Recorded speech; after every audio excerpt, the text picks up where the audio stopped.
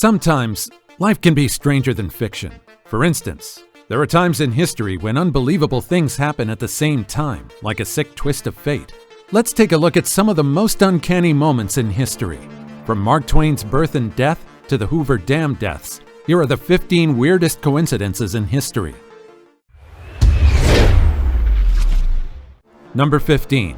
Mark Twain's birth and death. Samuel Clemens, or more popularly known by his pen name Mark Twain, was an American humorist, novelist, and travel writer. His most famous works include The Adventures of Tom Sawyer and Adventures of Huckleberry Finn, both of which are classics that you've probably read as a kid. Mark Twain died at the age of 74 in 1910, but to this day he's still known as one of the greatest American writers of all time. But there is something that not a lot of people know about him. Twain was born in 1835. And on that same day, Halley's Comet passed by our planet. This is incredibly rare because this amazing comet only appears every 74 years or so, and it's become associated with different things in history. Being born the same day a rare comet appeared is already amazing on its own. But as it turned out, Mark Twain made an incredible prediction. In 1909, Twain claimed that since he was born on Earth with the appearance of Halley's Comet, he should also leave along with it. It was to everyone's surprise that Mark Twain really did die on the same day Halley's Comet appeared in 1910. Not only was the American writer born as Halley's Comet appeared in the night sky, but he also foretold his own death and left along with the comet. As he said, they came together, and now they must go together. Before we go on, like this video, smash the subscribe button, and click the notification bell right now. Number 14. Missing.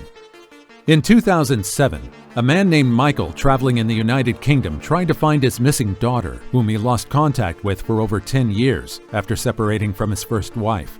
He had limited information about her, and all he knew was that she moved to Sudbury, Suffolk, and nothing else. He took his other two daughters to find her, but because of the limited information he had, the search ended quickly.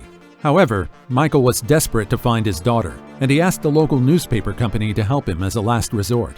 The photographer from Suffolk Free Press agreed to snap a photo of him and his two daughters and swore to publish it in the next paper they released. Now, here's the freaky part. Michael's daughter, named Lisa, saw her father's photo in the newspaper, and in that very same picture, Lisa and her mother could be seen walking in the background. Apparently, Lisa and her mother had been standing near the area where Michael took the photo, and you can still see them walking away. Because of this, the father and daughter reunion became more special. Michael finally got to see his daughter after 10 long years. And what's more, he was also welcomed by his 3 grandchildren. Number 13. Real-life cannibalism. Many of us know the tormented American poet and writer Edgar Allan Poe. He's known for his short tales of wickedness and crime, including The Telltale Heart in 1843 and The Cask of Amontillado in 1846. But did you know that he's also some sort of literary prophet? In 1838, he published a book titled The Narrative of Arthur Gordon Pym of Nantucket. Just like most of his works, the book had macabre themes. In the story, the crew of the ship, who called themselves Grampus, found themselves stranded with no food or water. And well, desperate times call for desperate measures. The crew allegedly found a turtle to eat, but it wasn't enough for them to survive. Desperate, the crew decided to draw straws to figure out which one among them would sacrifice their life to feed the others. The death straw was plucked out by a man named Richard Parker, and with his ill luck, he was eaten by his fellow survivors. Here's where it gets crazy.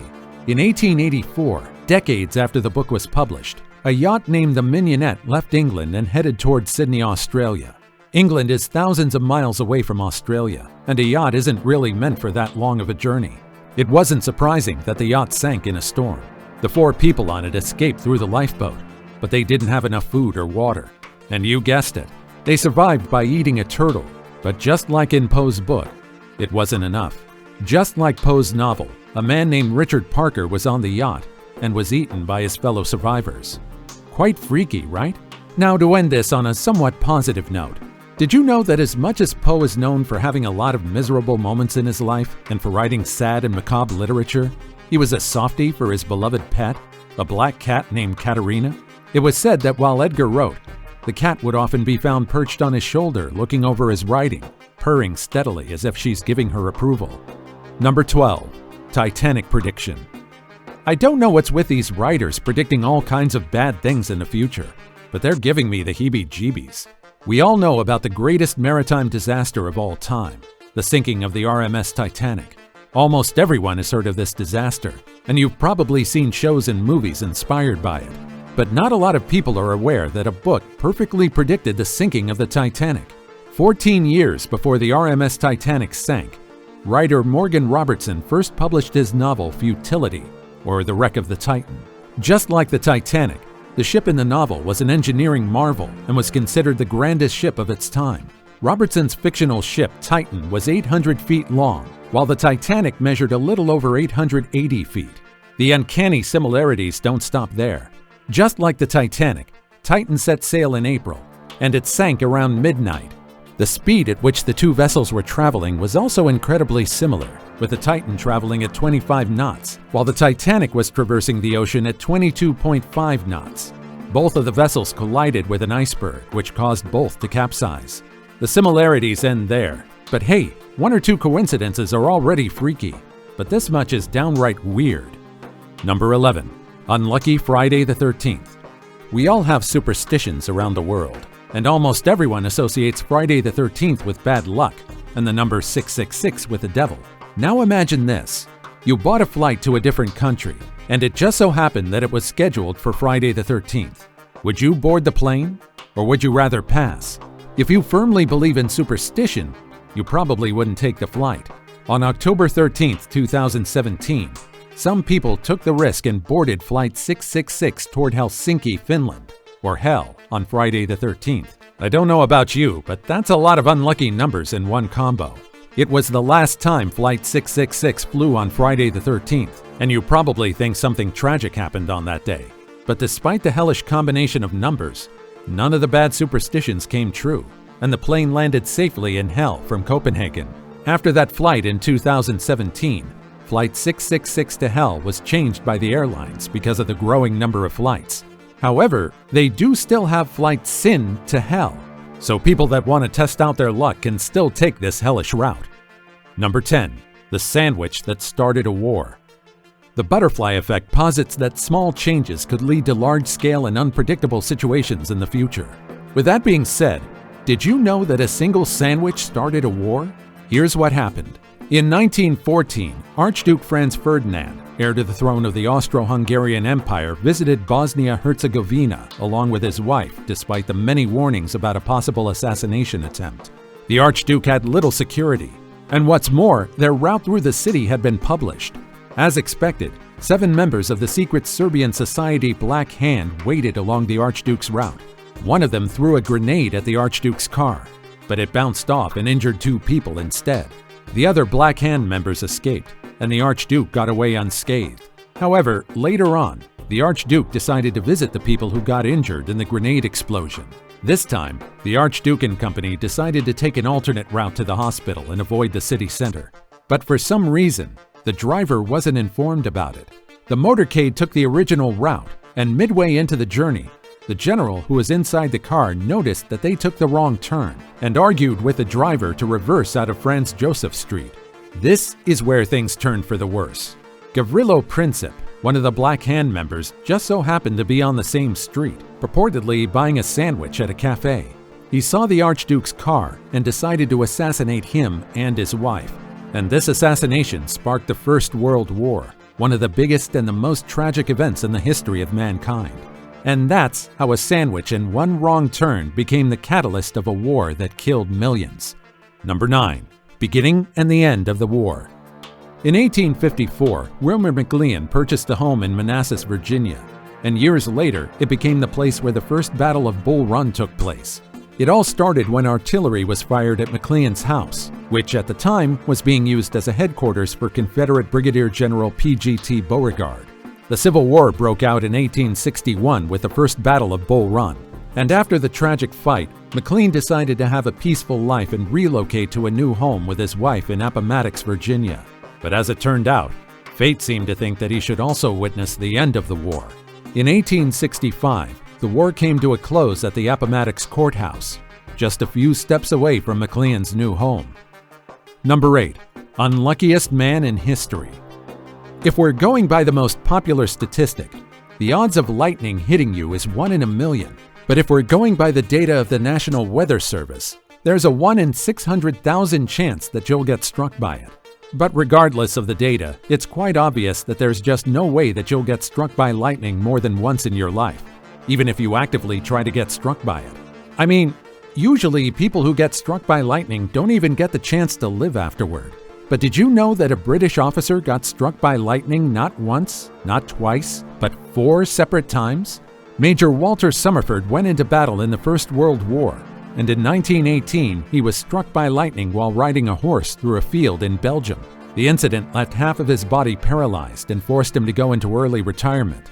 You would think he would live a safe life afterward, but in 1924, Walter was once again hit by a lightning bolt while fishing along the local river. This time, the entire right side of his body was paralyzed.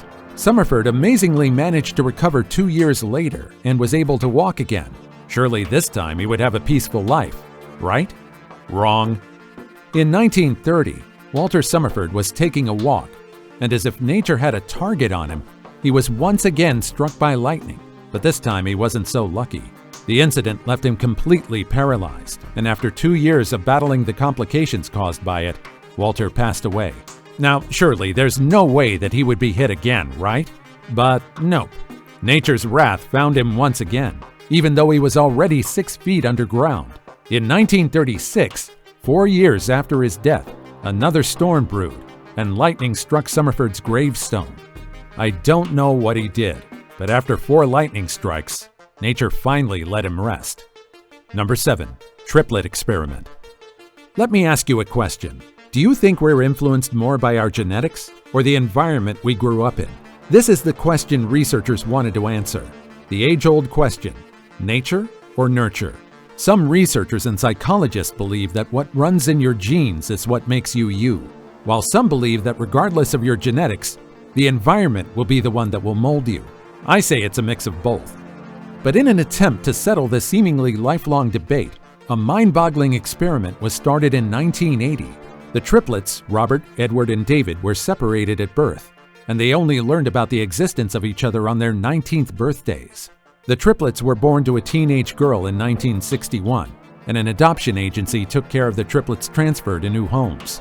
The boys were raised within 100 miles of each other, and none of the adoptive parents knew about the other 2.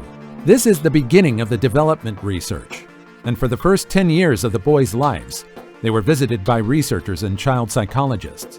The triplets grew up in different environments, and long story short, the research was pretty extreme and brutal. It ended quite tragically. 2 of the triplets had psychiatric problems growing up, and the other was charged guilty of a murder of a woman in a 1978 robbery. Number 6. Woman who survived 3 disasters. This is Violet Jessup, and she was probably one of the luckiest women that ever lived, or one of the unluckiest depending on your perspective. Violet was born in 1887 in Argentina, and her first challenge came to her at a young age when she contracted tuberculosis. The doctors expected her to live for a few months at max, but she recovered and grew up to be a ship stewardess. Throughout her career, Violet survived the sinking of the Titanic as well as 2 other maritime accidents, HMHS Britannic and HMS Hawke. She continued as a ship stewardess and died due to a heart attack later on. Number 5. The Jim Twins. In 1940, the Jim twins were separated at birth and put up for adoption.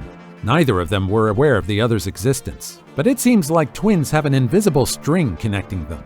Surprisingly, the twins lived almost identical lives while being a mere 40 miles away from each other. For one, both of them were named James, or Jim for short.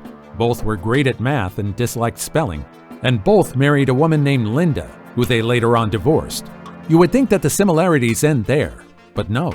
The 2 decided to remarry, and it just so happened that their second wives were both named Betty.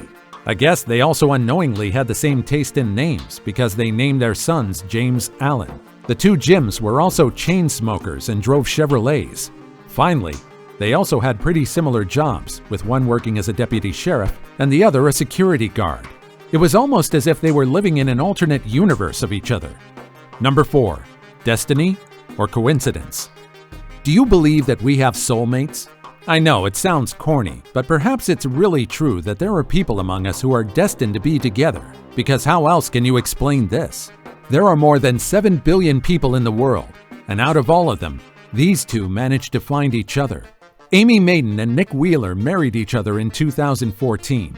Their relationship was perfect, and a few years after meeting each other, they made a pleasant but shocking discovery.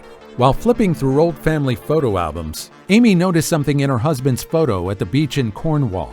In the picture, her husband was posing for a photo, and in the background, you can see Amy building a sandcastle. This was taken 11 years before the two met. Who would have thought that they had crossed paths years before they fell for each other? What's more amazing is that Nick and his family didn't live in Cornwall at the time, and they moved there only a year later. The two families may have been near each other on that beach trip, but they probably never thought that their children would marry each other 20 years later. Number 3. Man who survived the 2 atomic bombs. August 6, 1945 marks the last day of 29-year-old Tsutomu Yamaguchi's business trip for his employer, Mitsubishi Heavy Industries in Hiroshima. He was preparing to leave for the day and was excited to finally see his wife Hisako and their son, Katsutoshi. But on that fateful day, an American B-29 bomber dropped the gun-type uranium bomb, Little Boy, on Hiroshima. The blast destroyed almost the entirety of Hiroshima, and Yamaguchi himself was pushed back by the explosion. He sought refuge in an irrigation ditch, surviving with a ruptured eardrum and some bad burns on his upper body. He spent the night at an air raid shelter with his colleagues, and the next day he quickly boarded the train to head toward his family in Nagasaki. Yep, I think you already know what happened next. Upon reaching Nagasaki on August 8th, Yamaguchi immediately got his burns treated, and on August 9th, he dragged himself out of bed and reported for work. And just as he was telling his boss about the atomic explosion in Hiroshima, the implosion-type plutonium bomb Fat Man was dropped on Nagasaki. Originally, the bomb was supposed to be detonated over Kokura in Fukuoka, but because of other circumstances, it was dropped on Nagasaki. Tens of thousands of people were affected, and Yamaguchi and his family were among them. When the explosion happened, Yamaguchi thought that he would never see his family again. Once again, he witnessed a single bomb destroy an entire city. He was hit once again by extreme radiation, and his wounds and burns were exposed. But despite all the pain, his main priority was to reach his family. Yamaguchi's heart dropped upon seeing his house decimated by the blast. But luckily, his wife and his son survived. Apparently, his wife had been looking for a burn ointment for her husband, and when the explosion came, she, along with her son, easily reached a tunnel for cover. Yamaguchi and his family may have lived, but he suffered from the effects of radiation. His hair fell out, and his arms had gangrenous wounds. He was on the brink of death, and yet he survived. After that, Yamaguchi lived a long life and died at the age of 93 in 2010. I would say he had had enough adventure for a lifetime. Number 2. Stephen Hawking's death. Born on January 8, 1942, Stephen Hawking, or Stephen William Hawking, was an English theoretical physicist that contributed a lot to relativity theories in quantum mechanics. He died age 76 on March 14, 2018. It just so happened that Stephen Hawking's birth coincided with the death of another great mind, Galileo Galilei. Meanwhile, his death not only coincided with Pi Day, but also with the birthday of the genius Albert Einstein, who was born on March 14, 1879. It was almost as if something is connecting these three renowned geniuses. Number 1. Hoover Dam Deaths. You've probably heard about the legends that surround the Hoover Dam. Many people claim that almost 100 people died during its construction because of different accidents. However, the most uncanny tragedy associated with this dam are the tragic accidents of a father and son. On December 20, 1921, John Gregory Tierney died after being caught in a flash flood while surveying the location of the dam. He was carried away by the raging Colorado River and became one of the very first casualties of the project. On December 20, 1935, Gregory's only son, Patrick William Tierney, fell to his death while working on the dam. He died 14 years after his father's death. Both of them died while working on the dam, and both died on the same day, 14 years apart. Now this is quite a tragic coincidence. According to the family, Gregory's wife became heartbroken upon the death of her beloved husband and son, and December 20 became a day of grief for the old woman. It's not every day that these freaky coincidences happen, Do you also have any uncanny or strange experiences just like the ones in this video? Make sure to share your stories in the comments below. Also, check out our other cool stuff showing up on the screen right now. And I'll see you in the next video. Take care, everybody.